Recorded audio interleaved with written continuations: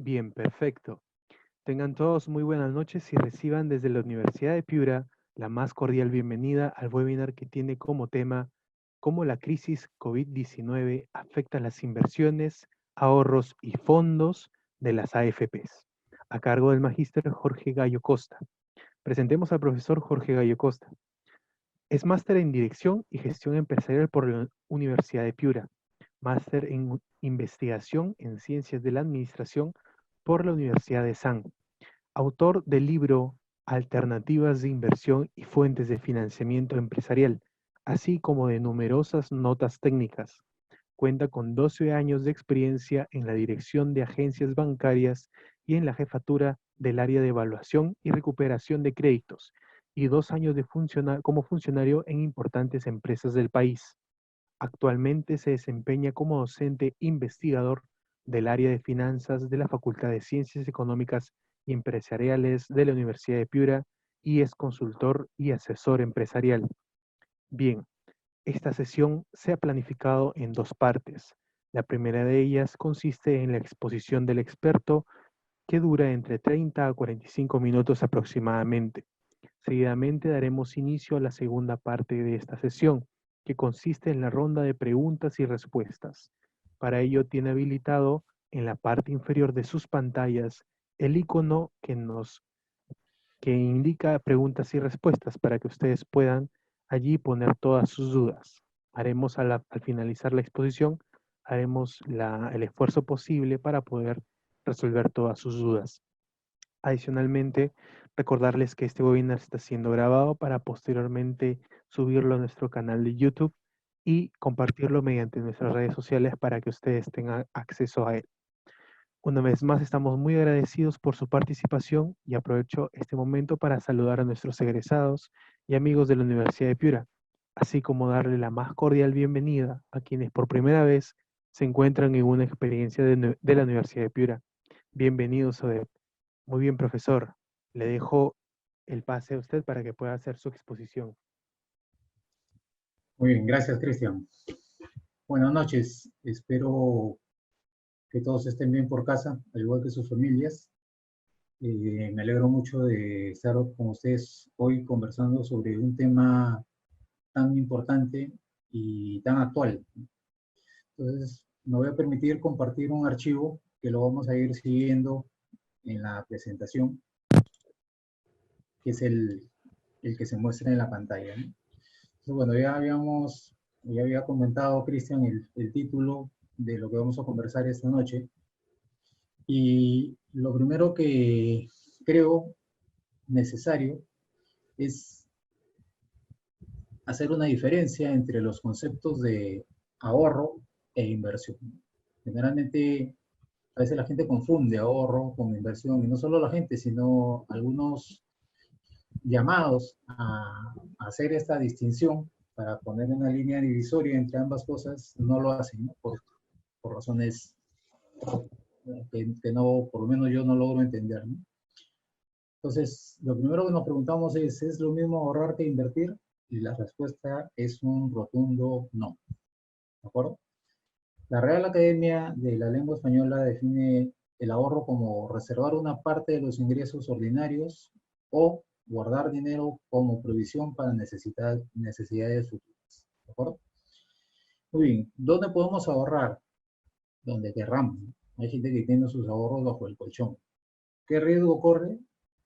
Que se desaparezcan, que se le incendie la casa, N riesgo, ¿no? Pero también podemos llevar ese dinero a un banco, ¿no? Y entonces, cuando ese ahorro se hace en una institución financiera, ¿en qué consiste ese, ese objetivo? En dejar una cantidad de dinero por un plazo determinado. ¿No? En contraprestación, la institución financiera se compromete a pagar una tasa determinada de interés, que se expresa siempre como una tasa efectiva anual. Cuando ustedes van a un banco y piden un préstamo o quieren abrir una cuenta de ahorros o un depósito a plazo, siempre las tasas de interés están expresadas como la tasa efectiva anual, que es el precio o costo del dinero. Entonces, una primera regla es que cuanto más cantidad sea depositada y o cuanto mayor sea el plazo que dejamos el dinero en esa institución financiera, más será la tasa de interés ofrecida. Y ustedes lo pueden ver, pueden entrar a la página web de cualquier institución, banco o caja municipal, y verán que el primer dato es que con respecto a los depósitos a plazo siempre están expresados en función del año financiero, que tiene 360 días. Entonces, en un depósito a 360 días, tal tasa de interés. Pero si lo dejas 720 días, es decir, el equivalente a 2 años financieros, una tasa de interés mayor. Y así por el estilo. Entonces, igual, cuanto menor es el plazo, menor es la tasa de interés que ofrece la institución financiera. Entonces, de aquí aprovechamos para entonces definir una fórmula muy sencilla, que es la del interés. Cuando hablamos de interés, tenemos que saber de qué está compuesto, qué lo compone. Entonces, cuando hablamos de interés o de intereses, estamos expresando una cantidad monetaria, soles, dólares, etc. Y esos intereses que nos van a pagar si es que se trata de una operación de ahorro, que es el tema que estamos tratando esta noche, va a depender de tres cosas. Tiene tres componentes. Primero, el capital, es decir, la cantidad inicialmente depositada. Si yo deposito 10.000 soles, pues sobre esos 10.000 soles voy a recibir unos intereses. El tiempo, que puede estar expresado en meses o en años, ¿de acuerdo? Que es el tiempo que permanece el dinero, que va a permanecer el dinero en la cuenta. Ya hemos dicho, cuanto mayor plazo voy a dejar el dinero, mayor tasa de interés me va a pagar. Y bueno, y lo último, esa tasa de interés de la que venimos hablando, expresada por una TEA.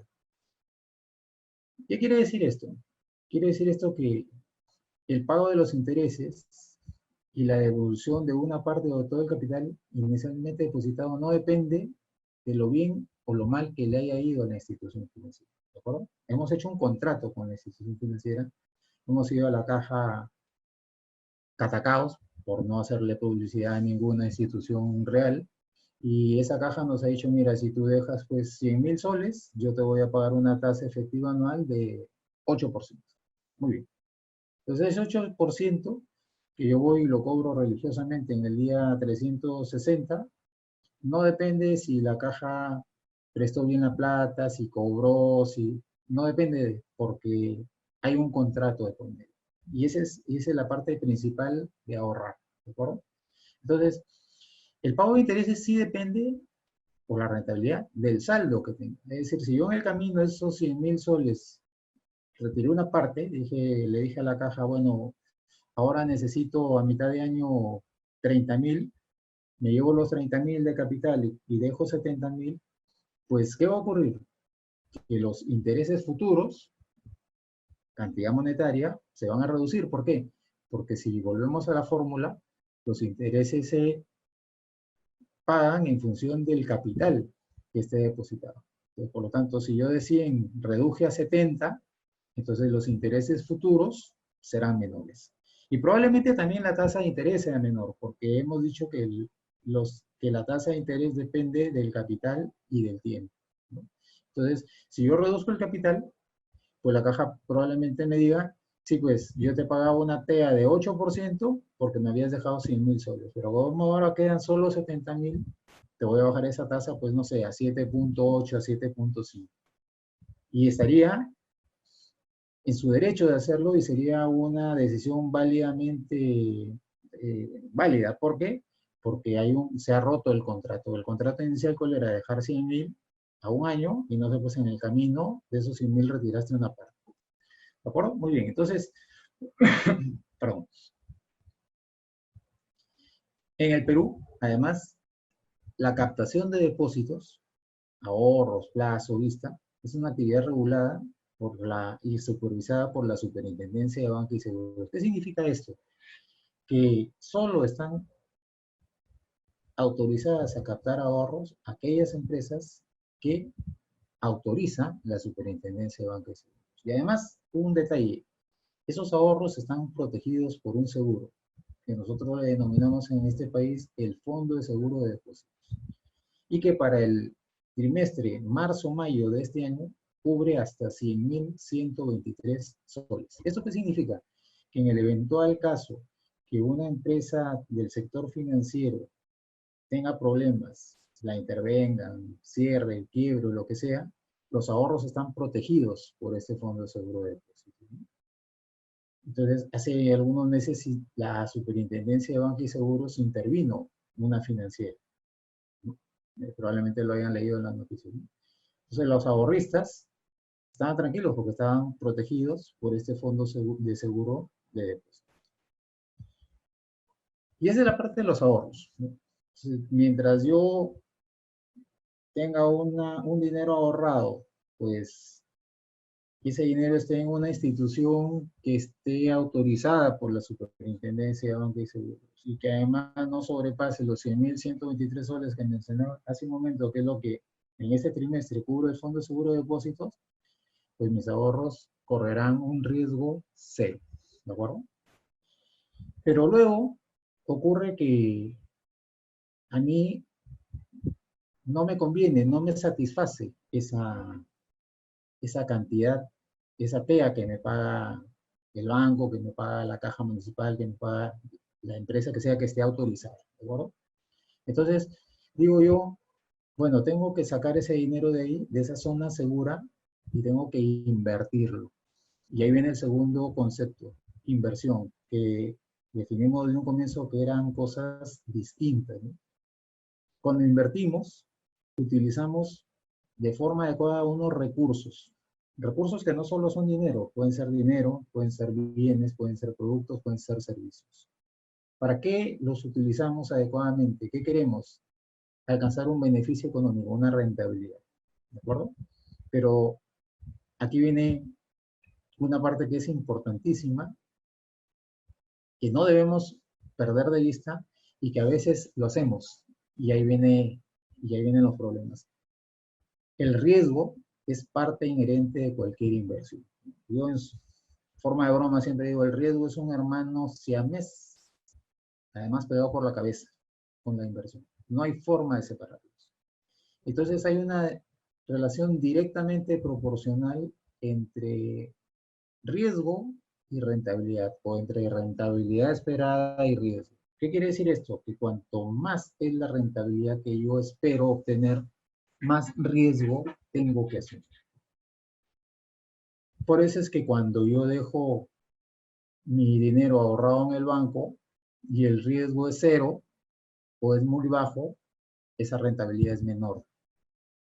Si yo salgo de esa zona segura, donde estoy ganando ese 8% y llevo esos 100.000 que había puesto de ejemplo para invertir, es porque espero ganar más que ese 8%. No tendría sentido sacar esos 100.000 del banco, donde gano 8% sin hacer nada, paso a fin de año y cobro, a poner un negocio, hacer una inversión, porque ahí comienzo a correr riesgos, además del esfuerzo que implica la inversión. Entonces hay una relación directa, proporcional entre rentabilidad esperada y riesgo. Primer punto que con respecto a la inversión debemos tener en cuenta. ¿Por qué decidimos invertir en vez de ahorrar? Lo dije hace un momentito, ¿no? Porque no nos satisface esa rentabilidad, esa TEA, que el banco, la caja municipal o cualquier empresa supervisada por la SBS nos ofrece. Entonces aquí un ejemplo sencillo, ¿no? Ustedes tienen 100.000 soles y pongo los 100.000 soles para enmarcarlos dentro de ese límite que protege el fondo de seguro de depósito, ¿no? Libre de riesgo. Me pagan una TEA de 6, eso significa que al año, sin hacer nada, recibo 6.000 soles. Todos los meses, todos los años, cada 360 días, quedo con la institución donde los dejé y que me depositen esos intereses en una cuenta de ahorros distinta y siga mi capital de 100. Eso significa que no hay esfuerzo, no hay riesgo. Si yo quisiera no esperar un año para recibir los intereses, podría negociar con la institución para que me los pague de forma mensual, ¿de acuerdo? Entonces aquí surge un concepto financiero llamado la tasa de interés equivalente. ¿Qué quiere decir esto? Que no es cuestión de dividir ese 6% entre 12, sino que hay una fórmula financiera que lleva a encontrar una tasa que resulta un poco menor, expresada en forma mensual. Entonces ese 6% anual se convierte en 0.486775 mensual y yo recibiría 486 6.78 soles al mes, si es que quisiera recibir mensualmente el dinero. ¿De acuerdo? Muy bien, entonces, pero esa cantidad mencionada puede ser que no me satisfaga, ¿no? Porque quiero ganar más o porque simplemente no cubre pues, mis necesidades. ¿Cómo hago para ganar más? ¿Cómo hago para tener más rentabilidad? Tengo que llevarlo de esa zona segura a una zona donde hay riesgo. Invertir. ¿Y qué puedo hacer? ¿En qué puedo invertir para obtener una rentabilidad mayor a ese 6%? Y aquí viene el primer problema. Hay personas que no tienen experiencia en invertir, ¿de acuerdo? No saben en qué invertir y ahí empiezan los problemas. Entonces hay gente que dice, no, mira, yo voy a poner un negocio de restaurante porque mi vecino tiene un restaurante y tiene 3 carros, ¿no? Y casa de 2 pisos. Sí, pues, pero tienes que conocer la historia de tu vecino porque a lo mejor tu vecino tiene o viene de una familia de gente que ha tenido restaurante y hay 50 años de experiencia detrás de esos 3 carros que es lo que tú ves, ¿no? Y tú que sabes de restaurantes, pues nada, solo cuando vas a comer a uno de ellos. Entonces, experiencia, conocimiento, ¿no? Primer detalle. ¿En qué se podrían invertir esos 100.000 soles? En muchísimas cosas. Yo aquí, a mí se me ocurrieron para esta presentación algunas ideas, ¿no? Imagínense, yo digo, bueno, con esos 100.000 soles, teniendo en cuenta que el metro cuadrado construido, consulté con algunos amigos que están metidos en el tema y me dijeron más o menos $500 el metro cuadrado, pues puedo construir 4 habitaciones, cada una con su baño, en el segundo piso de mi casa, para alquilárselos a estudiantes que estudien en alguna universidad. Muy bien, tengo 4 dormitorios con baño incorporado para alquilar. Y dependiendo de la zona, podría cobrar pues una cantidad. En el ejemplo yo he puesto 300 soles. Muy bien. A primera vista parece un buen negocio.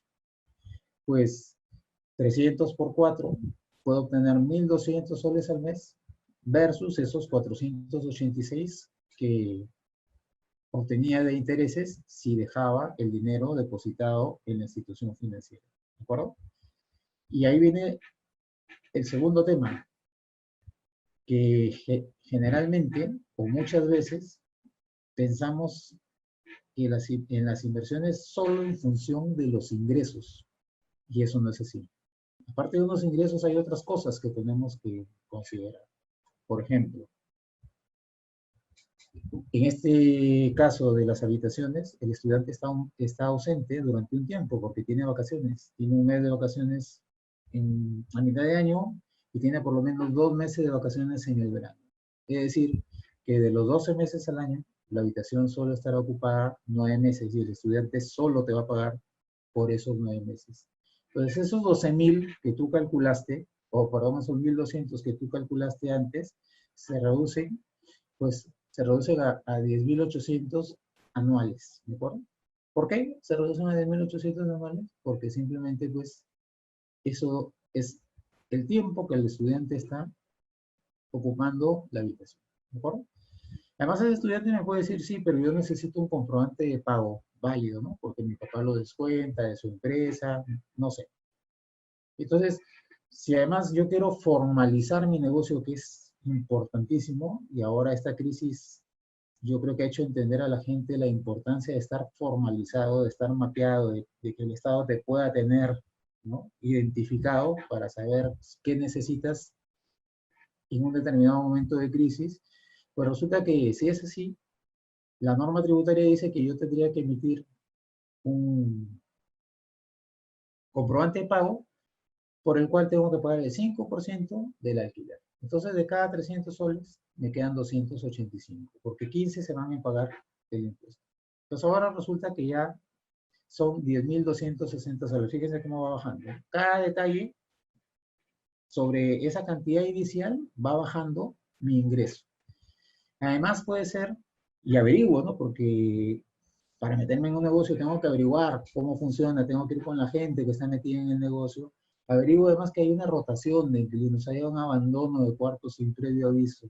Entonces, en promedio, la gente que está metida en el negocio me dice, mira, en realidad no son 9 meses. En realidad, en promedio, en el año tienes alquilado 7 meses y medio del cuarto y el resto del tiempo está desocupado por vacaciones o porque se fue el inquilino y no llega otro a ocuparlo, porque no es que se va el muchacho hoy día y mañana llega otro en su reemplazo. Eso no ocurre.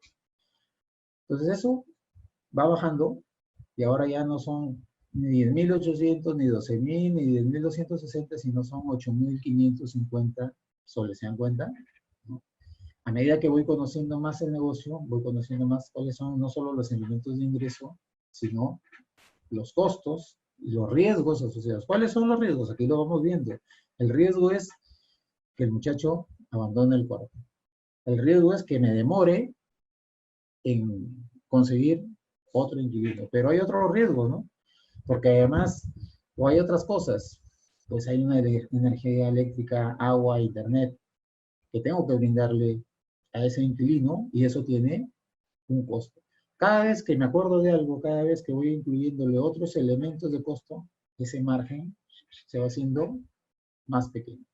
Entonces, luego están los gastos de reparación, porque si se va ese inquilino y el cuarto queda con las paredes un poco manchadas o se malogró algún sanitario o lo que sea, tengo que hacer reparaciones. Tengo que incluir ese costo de reparaciones dentro de ese flujo que estoy haciendo para conocer cuál es mi verdadera rentabilidad. Entonces, el asunto está, por un lado, en conocer cuál es el precio que puedo cobrar por un servicio de este ejemplo de alquiler de habitaciones y también cuáles son todos los costos asociados al servicio y además los riesgos. ¿De acuerdo? También podría invertir en comprar un vehículo para hacer movilidad escolar. Estoy poniendo ejemplos conocidos para no complicar los ejemplos. Tal vez has visto a la señora que pasa recogiendo los hijos de tu vecino y entonces, pues, le notas tú que le va bien, ¿no? Porque acaba de cambiar el carro, se ha comprado una van de pasajeros, nuevecita, está sin placa, dice placa en trámite, ¿no? Y tú dices, uy, qué bien, este negocio debe ser muy bueno. Sí, pues, pero la señora tiene varios años en el negocio de movilidad escolar y tú no conoces de nuevo. ¿Cuánto tiempo lleva en el negocio? Es la primera pregunta. ¿Es el único vehículo que tiene? El esposo a lo mejor tiene otro, a lo mejor el hijo tiene otro, ¿no? ¿Qué pasa cuando uno de esos vehículos se malogra? ¿Cómo haces para conseguir un vehículo de reemplazo? ¿De qué viven nuevamente en los meses que no hay alumnos, en el verano, en julio? ¿De acuerdo? Entonces, cuando uno se plantea una alternativa de inversión, tiene que ver no solo todos los costos asociados, sino los riesgos asociados. ¿Cuánta gente querrá meterse en este negocio? ¿Cuánta gente, si yo cobro X, habrá alguien que venga y cobra X menos algo para ganarme y llevarse a mis clientes? Riesgos asociados. Tanto el señor de los cuartos como la señora de la movilidad escolar, la pregunta ahora es, ya entrando en el tema, ¿cómo van a hacer este año para sobrevivir a causa del coronavirus, ¿no? Si no hay estudiantes, porque los chicos están en su casa estudiando. Entonces, los estudiantes que son de fuera no han venido, no han llegado a estudiar este año. El muchacho que yo llevaba al colegio no va al colegio, está en su casa, haciendo la educación a distancia. Entonces, alguien puede decir, oye, mejor hubiera dejado los 100.000 en la caja municipal donde me pagaban 6% sin hacer nada y ahora estoy metido en un problema. Así pues, esa es la gran diferencia entre ahorrar e invertir. ¿Cómo harán estas personas para que estas inversiones generen dinero en este año que es tan complicado para todos, ¿no? Pues alguien puede decir, oye, ya pues vendo la movilidad y salgo del problema. Ya, muy bien. Esa movilidad te costó $25.000 y ¿a cuánto te la pueden pagar ahora? Si nomás cuando salió de la tienda dejó de ser un auto nuevo y se convirtió técnicamente en un auto de segunda mano y perdió 20% de valor solo porque le hicieron los huequitos para ponerle la placa.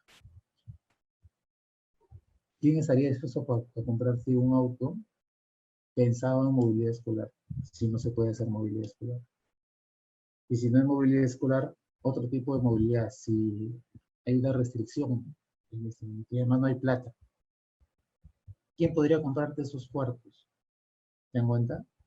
Entonces no es tan fácil salir de una inversión cuando ha sido hecha en activos fijos, como son estos dos ejemplos que he puesto, ¿no? Para que ustedes se den cuenta la diferencia entre la zona segura, ahorro, y la zona no tan segura, inversión, ¿no? Entonces, en resumen, hasta aquí podemos decir con este cuadrito, si yo ahorro, gano poca rentabilidad, me pagan una TEA de 4, 5, 6%, corro poco o cero riesgo. Muy bien.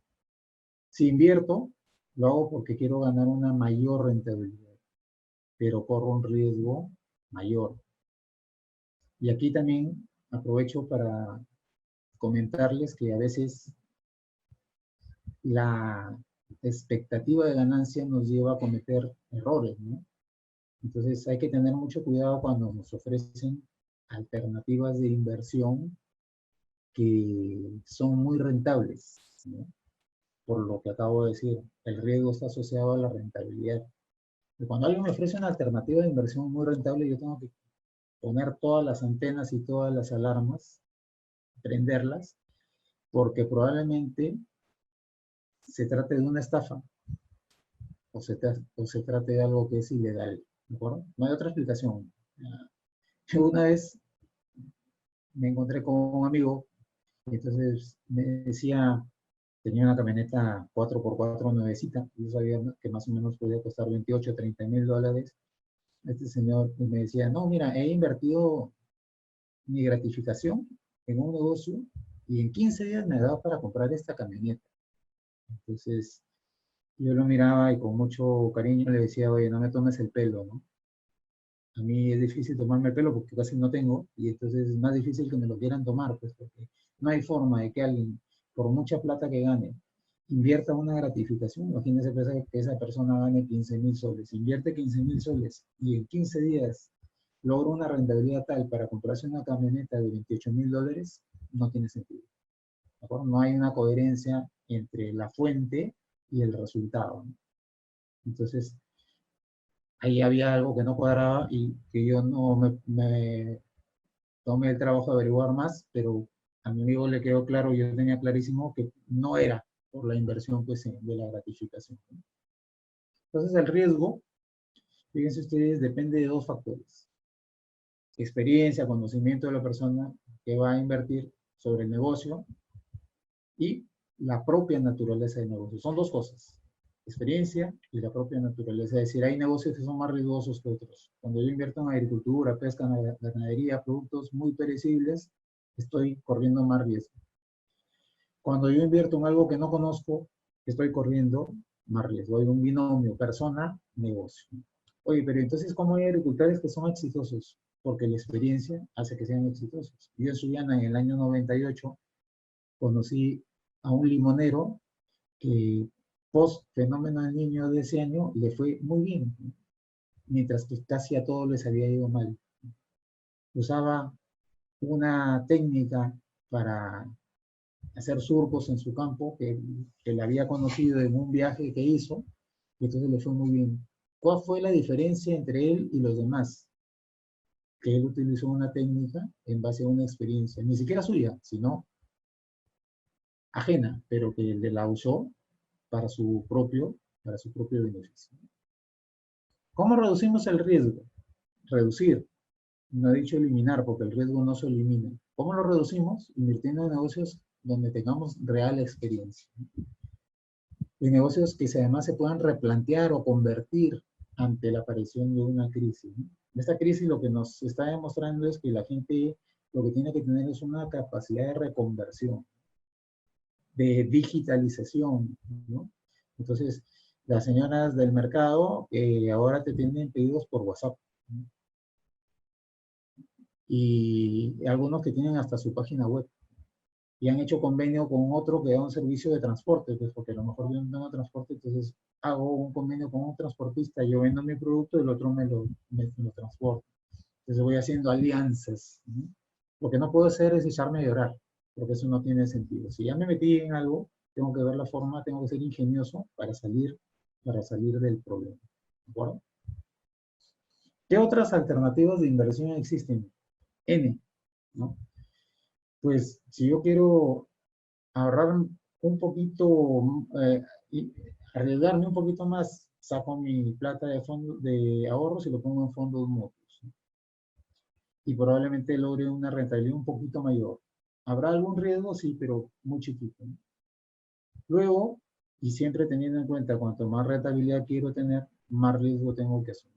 Y luego hay otro tipo de inversiones. Hay inversiones que son especulativas, ¿de acuerdo? Es decir, yo puedo comprar dólares esperando que suba el tipo de cambio. O comprar metales preciosos, oro, plata, esperando que suban. O comprar bienes de remate, arreglarlos y venderlos a un precio mayor. Sí, pues. Y entonces volvemos a lo mismo. Oye, ¿y hay gente que hace plata con esto? Sí. ¿Pero por qué hace plata? Porque conocen el negocio. Y si yo me meto, haré plata. En la medida que conozcas el negocio, seguramente que harás plata. En la medida que no conozcas el negocio, fracasarás, porque no se trata del negocio, hay un binomio, hemos dicho hace un ratito, negocio, experiencia, ¿no? Si fuera fácil invertir, todos seríamos millonarios y no estaríamos aquí, ¿de acuerdo? Entonces, la inversión es un tema difícil. Y eso es lo que ocurre cuando surgen este tipo de crisis, ¿no? ¿Qué inversiones podrían resistir al efecto del coronavirus? Pues aquellas que tenga su dueño una espalda financiera ancha para aguantar el golpe, ¿no? Aquel que ha ido ahorrando. Ahora nos damos cuenta de la sana costumbre de ahorrar, de tener algo guardado, ¿no? Van para mayo. En realidad fue para abril, pues, pero parece que para mayo también, ¿no? Entonces, aquellos que han podido seguir operando, ¿no? Aquellos que han podido adaptarse a las nuevas circunstancias. Que haber gente perjudicada es lamentable, pero es la ley de la vida, ¿no? ¿Quién no podrá sobrevivir a esta crisis? Aquel que no estuvo preparado, ¿no? Y aquí aprovecho para hacer un comentario, ¿no? Mucho hablamos de emprendimiento en el Perú, ¿no? Y confundimos o generalizamos el término emprendimiento y creemos que todos los independientes son emprendedores. No, el emprendimiento se trata justamente de adaptarme a cualquier situación, de ser creativo. Ese es el emprendedor, el que es creativo, ¿no? Hay gente que es independiente, sí, y si ha querido hacerlo, lo respetamos. Pero si no eres creativo, el mercado mismo te va a castigar. Nadie va a comprar tu producto, nadie va a comprar tu servicio. Pongamos un ejemplo, un taxi. Tienes dos personas, vas por el logo logrado y en el logo logrado encuentras dos taxis. Uno viejo, un tico de hace 50 años, no sé, estoy exagerando, de hace 20 años, con los asientos rotos, el carro que se cae a pedazos, ¿no? Y te quiere cobrar pues a tu casa 5 soles. Y atrás tienes un Kia Picanto nuevecito, que huele hasta nuevo, que lo ha comprado ayer el señor, y también te cobra 5 soles. ¿En cuál te subes? En el de atrás, es obvio, ¿no? Y te están cobrando lo mismo. Entonces alguien podría decir que malo, súbete al de adelante para que lo ayudes. Pero es que el mercado no se trata de ayudar, el mercado se trata de tomar lo que más me conviene, ¿no? Porque a lo mejor te subes en el de adelante y hasta te rompes el pantalón porque se le salió que es un resorte al asiento y te malogró la ropa, ¿no? Entonces el mercado es así, amigos, ¿no?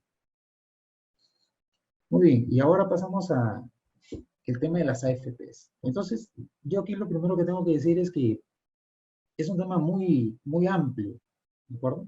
Yo lo voy a tratar de enfocar de alguna manera sencilla, ¿no?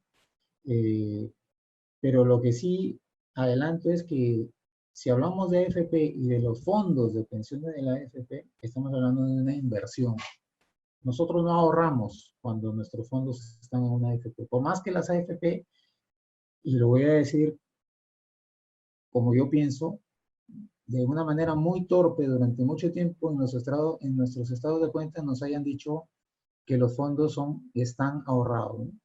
A mí me decía una AFP, Jorge, tus ahorros son de tanto. Entonces yo todos los meses les escribí y les decía, señores, no se trata de ahorro, se trata de inversión. En algún momento van a tener problemas porque están mal utilizando el concepto de ahorro, ¿no?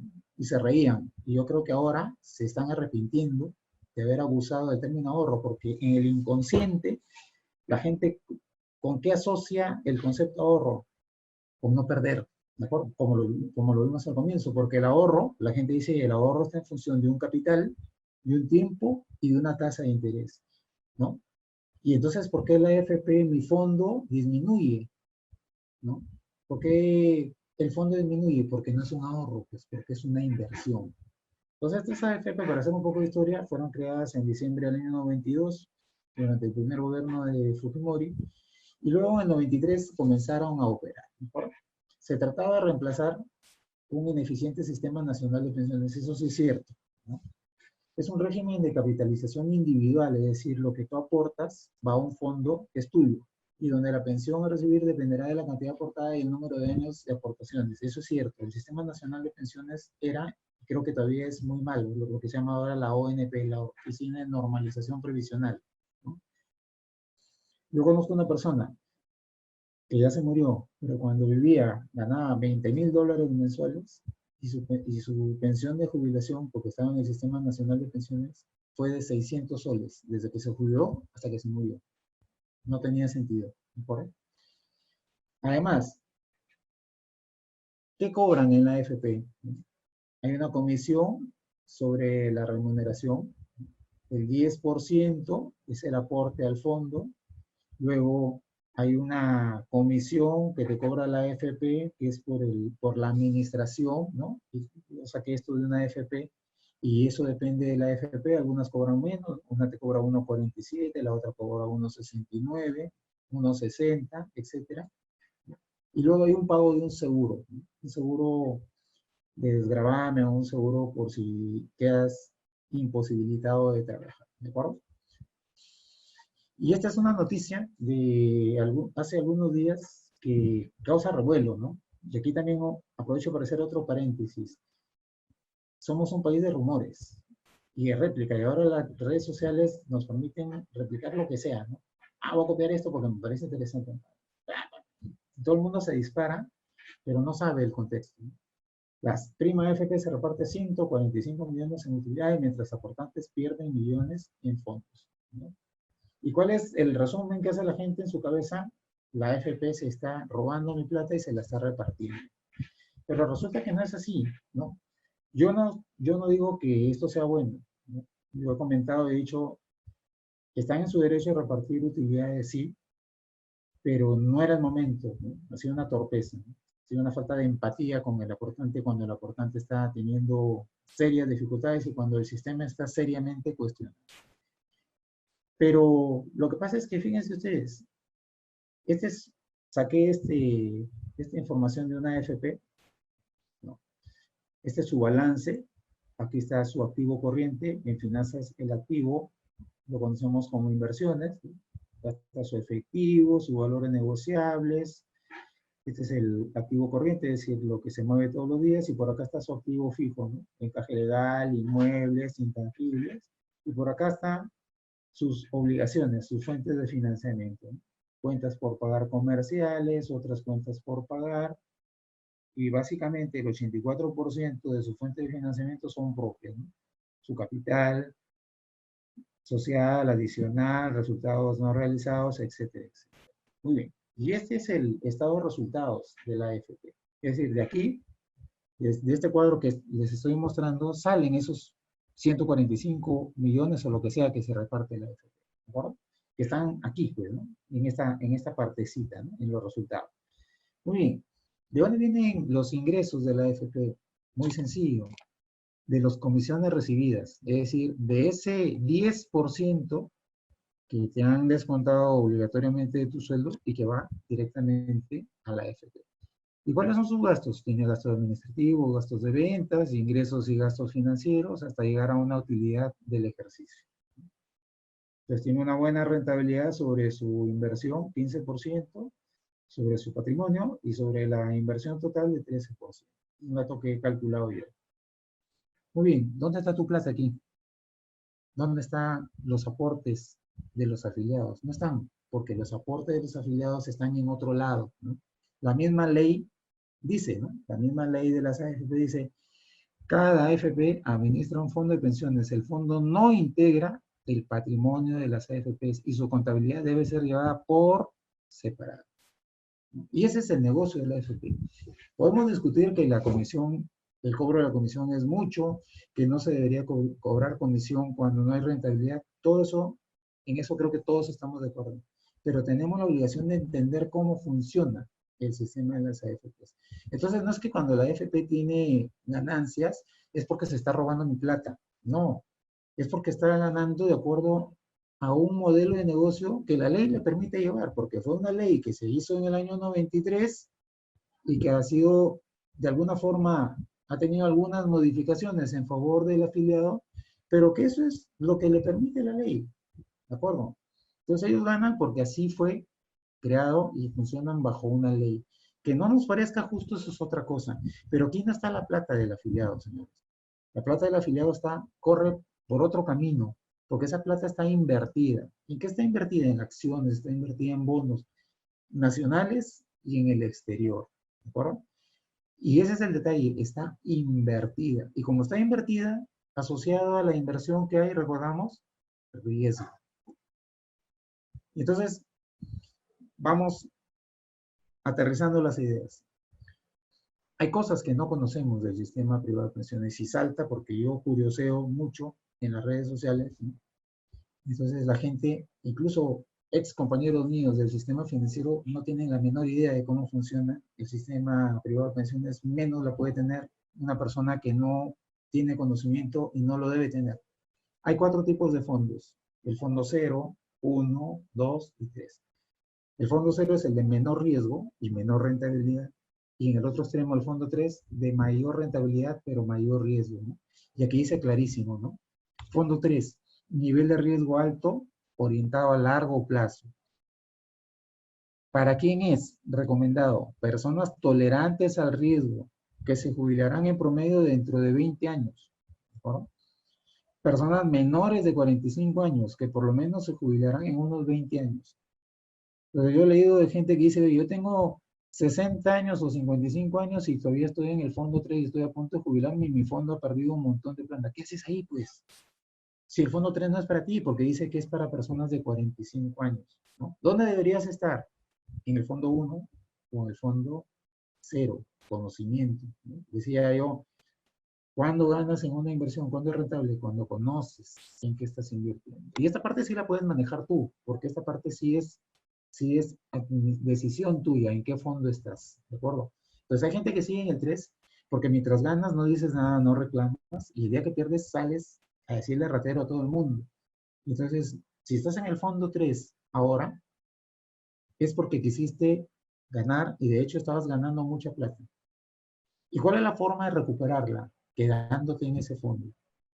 Y eso es una recomendación, ¿no? Porque esa es otra cosa. A veces la gente dice, salen los expertos, ¿no? Y ponen entre paréntesis experto porque se dudan de ese término. Entonces dicen, y me dice, no, yo no te digo nada, yo te recomiendo. Yo te recomiendo que si estás en el fondo 3, te quedes en el fondo 3 para que puedas recuperar esa rentabilidad que ahora en crisis se ha caído un montón, pero que en momentos buenos se va a recuperar. ¿Por qué te lo digo? Por experiencia, porque yo estuve en el fondo 3, pero como tengo 50 años, hace ya 4 años me cambié al fondo 2. Y he perdido, sí, pero he perdido mucho menos. ¿De acuerdo? Entonces, pero nosotros te recomendamos. Y alguien puede decir, pero yo hago lo que quiero, sí, pues, pero no te quejes. Y entonces, aquí está clarísimo. Cada fondo, el fondo 2, que es donde estoy yo, fíjense, personas entre 45 y 60 años se jubilarán dentro de unos 15, ¿no? Nivel de riesgo moderado, orientado al mediano plazo. Fondo 1, nivel de riesgo bajo, orientado al corto plazo, personas con baja tolerancia al riesgo, de edad de 60 años, que se jubilarán dentro de poquito, y los del fondo 0, que ya están a punto de jubilarse. Eso es esa es la parte que nosotros podemos manejar, ¿no? Y que probablemente no conozcamos, ¿no? Pero como digo, y que además hemos estado en el fondo 3 y mientras ha sido rentable nunca nos hemos quejado, no hemos dicho nada, ¿no? Porque las quejas siempre son cuando las cosas van mal, ¿no? Y eso es muy humano. Entonces, están invertidos, ¿no?, los fondos. Entonces, ahora está esto del retiro, lo que ha ordenado el gobierno y lo que ha autorizado el Congreso, ¿no? El Congreso ha tenido, dentro de todo, la, el buen criterio de ponerle un límite a ese 25%, ¿no? Y ha establecido ese 25% como 3 UITs, ¿de acuerdo? 12.900 soles. Y eso es bueno, porque imagínense una persona que tiene un fondo y hay de 1.000.000 de soles. Podría llevarse un cuarto de millón de soles ahorita, probablemente sin necesitarlos, ¿no? Pero acá viene el otro asunto, que es lo que yo insisto, se recomienda, cada uno finalmente va a hacer lo que quiere, lo que cree que es mejor, ¿no? ¿Qué se recomienda? Oye, si no necesitas, no lo saques, porque para que te den esos 12.900 soles, van a tener que vender mucho más que eso. Porque volvemos al ejemplo de los cuartos o del señor de la movilidad. Hoy, para vender una casa o un carro, tendrías que estar dispuesto a venderlo a la mitad de lo que valía a comienzos de marzo de este mismo año. No porque el mercado sea malo y te quieren aprovechar que estás angustiado, son reglas de mercado. Además, no hay dinero, ¿de acuerdo? Entonces, eso mismo pasa con las AFPs. Mientras más cerca esté ese 25%, esos 12.900 soles, del 25% de tus fondos, más riesgo estás corriendo, porque tu fondo se va a ver reducido. Entonces, luego no le eches la culpa a la AFP porque malbarateó los instrumentos que tiene invertidos para darte la plata que tú quisiste. Por eso insisto, ¿quieres sacar el dinero? ¿Lo necesitas? Muy bien, pero tienes que ver cuáles son las consecuencias de... Esperemos que el gobierno y las AFPs tomen las mejores decisiones para vender los instrumentos que tengan mejor precio. Yo supongo que será así, ¿no? Entonces, miren este ejemplo del inmueble, ¿no? Es un inmueble, el valor de metro cuadrado se ha reducido, entonces, si tú quieres vender el inmueble, ¿qué va a pasar? Que el mercado te va a ofrecer muy, muy poquito. Por eso se recomienda, y ahí sale el detalle, esperar a que se recuperen los precios. ¿Estás apurado? Bueno, saca los fondos, pero tienes que saber que va a tener una consecuencia, ¿no? Lo que queda claro es que el sistema privado de pensiones requiere una reforma urgente e integral. Lo que queda claro es que no es justo que alguien que perdió el trabajo hace años, su fondo quede ahí, ¿no? Para jubilarse. Por Dios santo, si no tiene jubilación, o sea, probablemente ni siquiera llegue vivo a la edad de jubilarse porque en el camino se enfermó y no cuenta con su dinero. Lo mismo para una persona que está enferma. Tiene que haber una pensión mínima. Hay 1.000 cosas por hacer. ¿Quién tiene que exigirla? Nosotros mismos. ¿De acuerdo? Pero ¿cuál es el momento mejor de hacer una reforma? En este momento de crisis, no, hay que esperar que pase la crisis, que las aguas vuelvan a su nivel para recién hacer una reforma, ¿no? Yo decía el otro día, en un post que publicaba, tú no puedes pintar una casa mientras se está incendiando. Pues, primero tienes que dejar que se apague el incendio, que se recojan los escombros y después arreglas, tumbas lo que haya que tumbar y recién comienzas a arreglar.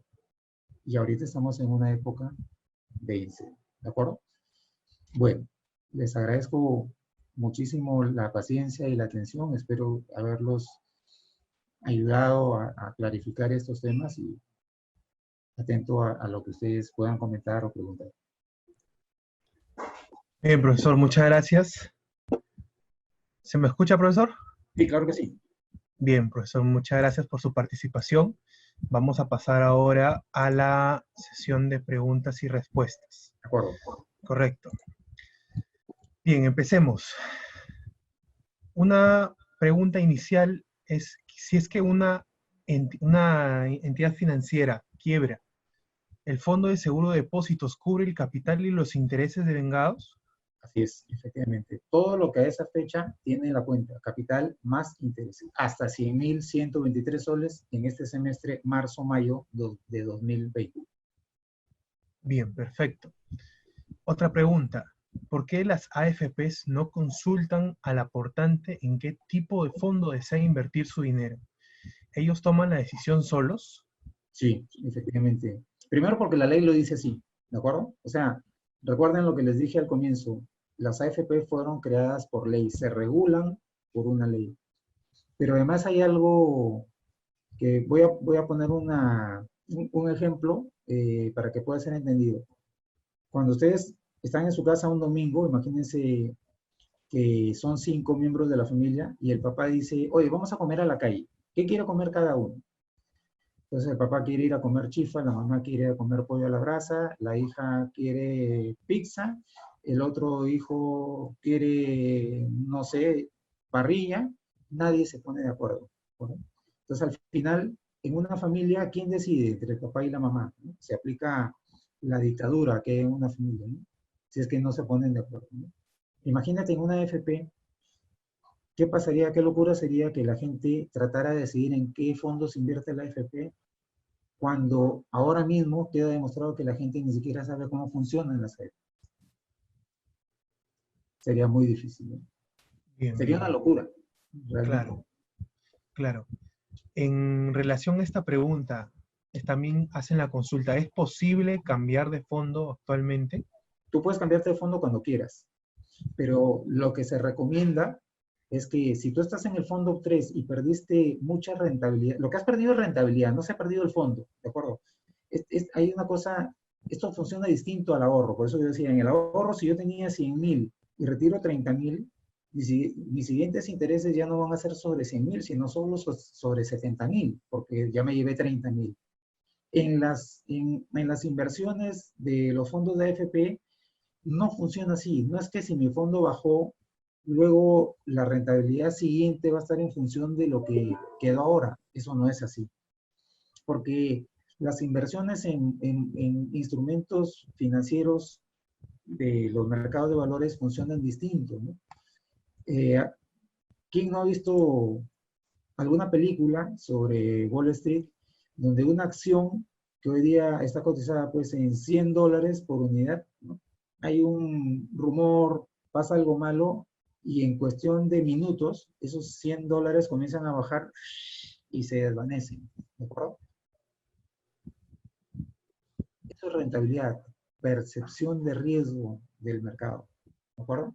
Odebrecht, cuando explotó el escándalo de Odebrecht y se supo todas las cosas malas que había hecho, ¿qué se suponía? Que era una empresa que iba a quebrar. ¿Ha quebrado?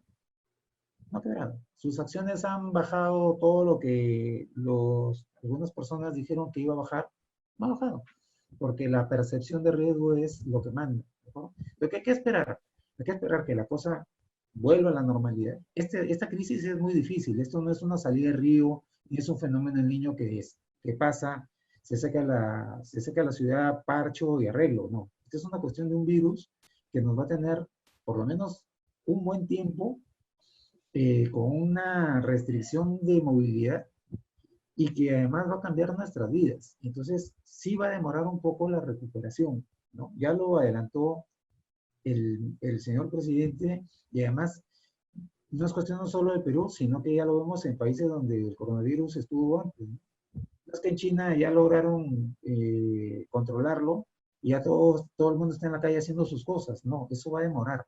Y en un país que nosotros queremos creer que está en vías de desarrollo, pero que en realidad somos subdesarrollados, será más difícil porque nuestros recursos como nación son mucho más complejos, ¿no? Ahora nos hemos dado cuenta la importancia de un sistema de salud pública eficiente y no lo tenemos. Entonces va a demorar. Cambiarse ahora de fondo sí es posible, por eso digo, si tú lo quieres hacer, lo puedes hacer, pero ¿qué estás haciendo? Si te cambias del fondo 3 al fondo 2, estás vendiendo esas acciones que tienen un valor referencial, que ahora valen mucho menos, y te estás cambiando por otras que son más baratas. Y que cuando comience a recuperarse la economía, como son más baratas, la recuperación de su rentabilidad nunca va a llegar a ser como las que tenías antes. Bien, profesor, también en relación a esta pregunta, tenemos esta duda. Entonces, ¿las AFPs no deben ser fondos de inversión. No se debe poner en riesgo la pensión de una persona. El sistema es perfectible. ¿Eso qué quiere decir? Como lo han planteado mucha gente, y no de ahora, sino de hace muchísimo tiempo, nosotros en la universidad hemos escrito varios artículos sobre esto también. Lo que debería ocurrir es que ahora, parece que ahora esto es así porque la AFP no tiene competencia. O sea, hay 4 AFPs en el Perú, ¿de acuerdo? Cuando tú tienes 4 empresas que compiten por un mercado que además es pasivo, nadie se puede salir del sistema, pues de alguna forma abusas, y ya lo dijo el presidente Vizcarra, las AFPs han venido abusando de los aportantes, y eso es cierto, y no lo puede negar nadie, ¿de acuerdo? Pero ¿qué tiene que pasar? Tienes que crear competencia. ¿Cómo creas competencia? Oye, que el sistema financiero también pueda captar fondos de pensiones, pero que sean realmente fondos de pensiones, es decir, que sean fondos que estén inmovilizados, que estén ganando. Ahora hay que tener cuidado, ¿no? Porque la gente dice, desaparezcamos el sistema de pensiones y llevemos toda la plata a las cajas municipales. Imagínense que sea cierto. Operativamente sería muy complicado porque, nuevamente, para que desaparezca el sistema de FP, todas esas inversiones que tienen tendrían que rematarlas a un precio mucho menor del que tienen ahora. Y luego llevas todo ese excedente de dinero a las cajas municipales, que ahora te ofrecen 6% por un depósito a plazo, pero que van a tener un excedente de fondeo, es decir, van a tener muchísima plata captada y a quién se le prestan. Porque el negocio de la caja no es que te pague ese 6% porque son magos. No, te pagan ese 6% porque sus préstamos que cobran, por los cuales cobran pues 40% o 50%, les permite pagarte esa tasa. Entonces es mucho más complejo que eso, ¿no? Pero lo que sí todo el mundo tiene claro es que hay muchas cosas por arreglar. Más competencia. Que si el afiliado pierde plata, la FP de alguna forma se moje con esa pérdida para obligarla a que sean más creativos pues con la administración de los fondos, ¿no? Que si alguien está en el fondo cero, donde la AFP básicamente lo que hace es invertir en instrumentos de renta fija, que es, como son depósitos a plazo, pues eso también lo puede hacer el afiliado. Entonces el afiliado a lo mejor en vez de estar en el fondo cero, donde paga una comisión por administración, dale su plata y que la lleve al sistema financiero, donde no le van a cobrar comisión y donde le van a pagar probablemente la misma tasa, ¿no? Hay muchísimas cosas que se pueden hacer y que se tienen que hacer, pero hay que esperar que termine la crisis, ¿no? De hecho, antes de que se cerrara el Congreso anterior, ya había un proyecto de ley, que es el que se está revisando en el Ministerio de Economía y que se está conversando con otros actores políticos, e incluso con la gente del Congreso, para que tengan una idea que se necesita una cuestión integral. Bien, profesor. Otra pregunta. ¿Qué opina usted acerca del oficio múltiple de la SBS número 11150? No lo conozco, pero ¿qué dice? Es el oficio múltiple que da facultad por el COVID-19 a hacer algunos cambios a los planes deudores, a los planes... Pero Ah, ya. El Banco Central de Reserva, hasta donde he podido estudiar, lo que ha hecho es dar un fondo para que los bancos puedan administrar, ¿de acuerdo? Y puedan hacer una especie de salvavidas para empresas, ¿de acuerdo? Muy bien, aquí creo que la discusión está en qué tasa van a cobrar los bancos. Ya el Banco Central de Reserva lo aclaró desde el día de ayer, son ellos los que van a determinar las tasas, ¿de acuerdo? No va a ser una tasa de libre mercado, porque yo no puedo decir libre mercado cuando el Estado me está dando la plata y me está dando la plata a un costo muy bajo o casi cero, porque esa plata no es de libre mercado. Lo que es de libre mercado son los fondos de los ahorristas. Este dinero, como lo está poniendo el Estado, tiene que ser canalizado de una forma distinta, se tiene que manejar de una forma distinta, en una caja distinta, en una administración distinta, porque la procedencia y el fin es un fin social, no es un fin comercial. bien, profesor, bien, gracias. Otra pregunta tenemos. Muy buenas noches, Jorge. Como asesor de negocios, tengo metas muy agresivas por parte del banco. ¿Cuál será el impacto de esta crisis a mediano plazo? Todos vamos a tener que ajustarnos, es decir, Yo trabajé en el sistema financiero bastante tiempo. Yo siempre lo digo, si yo pensara en regresar, si tú me dijeras, oye, ¿tú regresarías a trabajar en el sistema financiero? No, porque es muy estresante. ¿Por qué es estresante? Por el tema de las metas, ¿no? Yo hace 2 años fui a visitar a un amigo que tengo en Trujillo, que es gerente aún de una agencia bancaria, y la verdad que a los 5 minutos ya estaba estresado, ¿no? Se me estaban parando los pocos pelos que tengo, porque la meta, la colocación, el estrés es agobiante, ¿no? Las empresas tendrán que replantear sus metas en este tiempo, ¿no? Por un lado, replantear las metas.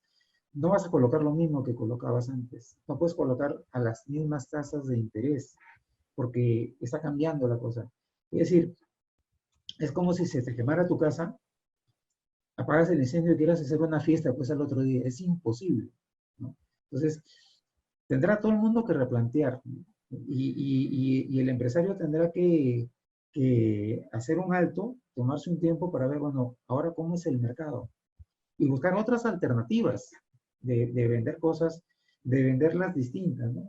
Yo estoy haciendo un estudio donde yo digo, y le digo a los alumnos, cuando tú quieres hacer algo tienes que plantearte un modelo de negocio. Un modelo de negocio es algo que responde a 3 preguntas bien sencillas. ¿Qué vendo? ¿A quién se lo vendo? ¿Y cómo se lo vendo? ¿De acuerdo? Entonces, esto nos va a llevar a replantear los modelos de negocio, a que sean más digitalizados, ¿no? A que sean más proactivos. Pero también tengo que ver el tema de mis metas. Oye, si yo me planteo unas metas a inicio de año, y la verdad que yo lo que sí digo aquí es, si alguien al inicio de año planteó sus metas y no se le ocurrió que el coronavirus iba a tener un impacto, cuando ya teníamos noticias que en Europa, que en Asia, desde noviembre estaba el tema, pues cometió un serio error, ¿no? Porque hoy por hoy no podemos decir, ah, pasa esto en China y a mí no me afecta, porque comenzando que China es uno de los principales compradores de nuestro cobre, por ejemplo. De todas maneras tenía que tener un impacto. Y si las empresas no lo consideraron, cometieron un error. Pero bueno, lo pudieron cometer, pero ahora tendrán que replantear, ¿no? Tendrán que replantear y tendrán que ver cómo replantean sus metas y cómo reasignan sus metas con el personal, tratando de tomar también decisiones que sean humanitarias, ¿no? Porque claro, en tiempos buenos a la gente le hemos dicho que tiene que ser camiseta, ¿no? Oye, hay que hacer camiseta, hay que quedarnos pues hasta las 10 de la noche un día trabajando y hay que chambear el sábado en la tarde porque hay que sacar esto adelante, ¿no? Porque todos somos un equipo, ¿no? Ya pues, si todos somos un equipo, ahora es tiempo que el empresario siga pensando que todos somos un equipo y se moje también pues con algo, ¿no? ¿De acuerdo? Bien, profesor. Unas dos últimas preguntas. Sí, hay un montón todavía de preguntas por Me responder, imagino. pero hay unas Ahora, interesantes. Bien, yo lo que planteo es que luego las preguntas me las puedas pasar a mi correo claro. y las ponemos dentro de la contestación. Ya, perfecto, perfecto, sí. Pero sí, unas dos últimas preguntas que están Claro que está interesantes. atado. Claro, para un trabajador que ya tiene 56 años de edad, no tiene esposo, no tiene, no, bueno, sin hijos menores a 18 años, ¿es recomendable continuar en una AFP o pasarse a una ONP? Y si se queda en No. la AFP, ¿en qué fondo debería estar? Bueno, ya lo mencionamos, ¿no? Debería estar en el fondo uno o en el fondo cero, que son los de menor rentabilidad, pero los de menor riesgo. Es decir, ahora quien está en el fondo uno o el fondo cero, no les ha pasado prácticamente nada, no han tenido daño. Ganan poco, pero pierden poco. Claro, perfecto, profesor. Y una última pregunta. En el caso de las pequeñas empresas que aún tienen deudas en el banco que están pagando, pero cuya actividad ha sido totalmente frenada por esto del coronavirus, por la situación actual, ¿qué opciones tiene? ¿Qué opciones tiene para poder seguir a flote? Miren, yo les cuento un secretito. En los bancos, en el argot bancario, hay un dicho que dice, es mejor un mal arreglo que un mal juicio. ¿Esto qué quiere decir? Que para los bancos es una situación de hecho, la plata ya está prestada y lo que menos van a querer hacer por múltiples motivos es ponerse en un plan de cobranza coactiva o judicial a un cliente que es evidente que no les paga no porque no quiere, sino porque no puede. Entonces, habrá que replantear esos préstamos, habrá que replantear para pagar en un mayor plazo, con una cuota menor, tener clarísimo cómo van a ser mis flujos de aquí adelante, construir banco con cliente, flujos de caja y adecuar los cronogramas de pago a esos flujos de caja. Creo que sería lo más razonable, ¿no? Pero tiene que haber un compromiso de las dos partes. O sea, no se trata de que el banco diga, no quiero refinanciarte porque sería un error, como tampoco sería correcto que el microempresario diga, no tengo cómo pagarte. Bueno, no tengo cómo pagarte ahora, abril, 17 de abril, pero en mayo, en junio, me voy a recuperar. O sea, lo que queda claro es que este es un país donde hay mucho emprendedor. Yo dije, hay gente independiente que no es emprendedora, eso sí es cierto, ¿no? Pero hay muchísimo emprendedor. Y lo estamos viendo ahora, ¿no? Gente que no se ha echado a llorar por el coronavirus, ¿no? Que sale, que vende, que te vende por teléfono, por internet. Se ha puesto las pilas, ¿no? Gente de 60 años que nunca había usado un teléfono inteligente salvo para entrar a la cuenta de Facebook o el WhatsApp con las amigas y por ahí divertirse, pero que ahora usan esos medios para poder generar negocios, ¿no? La gente va a salir de esto, a mí no me cabe duda, ¿no? Unos saldrán más despacio, otros saldrán con más rapidez. Eso es lo que tiene que entender todo el mundo. La reacción no va a ser igual, eso sí es cierto. Y habrá que ver qué tipo de negocio, ¿no? Y el Estado aquí tendrá que hacerla de supervisor, pues, ¿no? El Estado tendrá que tener una actividad, una actitud de más supervisión para que no haya abuso ni de parte del acreedor y tampoco de parte del deudor, ¿no? Muy bien, profesor. Entonces, como usted ha hecho la propuesta, vamos a tratar de recopilar las preguntas para poder enviárselas a un correo y que usted las pueda responder y posteriormente podamos subirlas junto con el video. De acuerdo, ¿Correcto? Así que muchas gracias por esa disposición, profesor. Muchísimas gracias por su exposición también. Estamos muy agradecidos de la Universidad de Piura, muy agradecidos a todos ustedes, también los participantes, por haber escuchado nuestra conferencia. Profesor, ¿algunas palabras de despedida para nuestros participantes? Y bueno, agradecerles la paciencia por haberme escuchado. Es un tema bien interesante. Esta crisis nos va dejando varias lecciones, ¿no? Primero que tenemos que conocer cómo funcionan las cosas, qué es un ahorro, qué es una inversión, cómo funciona la AFP, cómo funciona un banco, ¿no? En base a qué se fijan las tasas de interés. Eh, Toda crisis además tiene que ser una oportunidad de cambiar, de replantear, de mejorar. Llorando, quejándonos, no llegamos a ningún sitio, ¿no? Entonces, en la Universidad de Piura, hasta hace algunos años, vivió el profesor Rafael Estartús, y era un ejemplo, ¿no? Con una edad avanzada, caminaba, enseñaba, ¿no? Y yo le decía a los alumnos, miren al profesor Estartús, ¿no? A su avanzada edad, hasta se agacha a recoger un papel que está en el piso, ¿no? Y entonces, eso nos tiene que llevar a decir, oye, si alguien lo puede hacer, que tiene condiciones desfavorables, nosotros, ¿por qué no lo podemos hacer, no? Es una cuestión de voluntad, muchas veces, ¿no? Muy bien, profesor. Muchísimas gracias por esa lección de vida. Realmente el profesor Estatuz era un ejemplo, ¿no? Así Bien, es. profesor, muchísimas gracias por su participación. Recordarles a todos nuestros alumnos que estas presentaciones van a estar subidas en nuestro canal de YouTube esta semana o la otra más tardar. Y agradecerles por su participación. Recuerden que estamos en Facebook e Instagram como Posgrado Empresa SUDEP. Muchas gracias a todos. Gracias a Muchas todos. gracias, Buenas profesor. noches. Que le vaya muy bien. Saludos por casa. Muchas gracias. Que tengan muy buenas noches.